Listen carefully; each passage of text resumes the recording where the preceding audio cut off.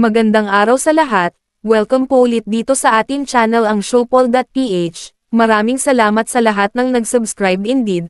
Punta tayo sa ating viral SOCMED for today, April 13, 2026.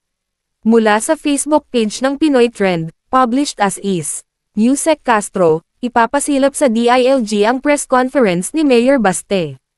Ibinahagi ni Palace Press Officer Attorney Claire Castro sa kanyang vlog na ipapasilap niya ang mga naging pahayag ni Davao City Mayor Sebastian Baste Duterte sa launching ng Rage Coalition. Matatandaan na binanggit ni Duterte ang ulo ni Pangulong Ferdinand Bongbong Marcos Jr. sa nasabing pagtitipon na tila pagbabanta umano sa buhay ng presidente ayon kay Castro.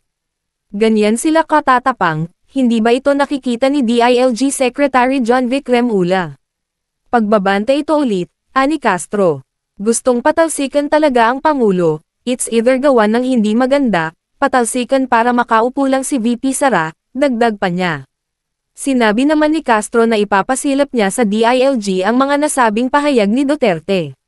Yes, sige, ipapacheck natin sa DILG taha. Kasi katulad nito, ang target niya, Baste Duterte, ulo ni PBBM, aniya. At mula naman sa Facebook page ng News 5, published as is. Isalot ang fake news peddlers.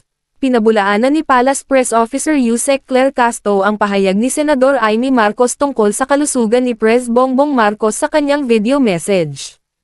Huwag na po nating palawakin ang fake news peddlers. Hindi po natin sila kailangan dito sa ating lipunan. Salot sila. Saad ni Yusek Castro, nauna nang itinanggi ng palasyo na may problema sa kalusugan ang Pangulo. E-follow ang Facebook ng Pinoy Trend at News 5. E-click ang mga link sa description box. At yan ang ating latest SOCMED viral update for today. Huwag kalimutan mag-subscribe, i-click ang notification bell for more SOCMED viral updates at suportahan po ang ating Facebook page. Maraming salamat sa lahat ng nag-subscribe indeed. Magandang buhay sa lahat. Shukran. Ano ba sinabi niya? Sinabi niya, hindi sila nakikita, di ba? Right? So, ano alam niya? So, fake news yan. Huwag niya naintindihin yung mga fake news ngayon.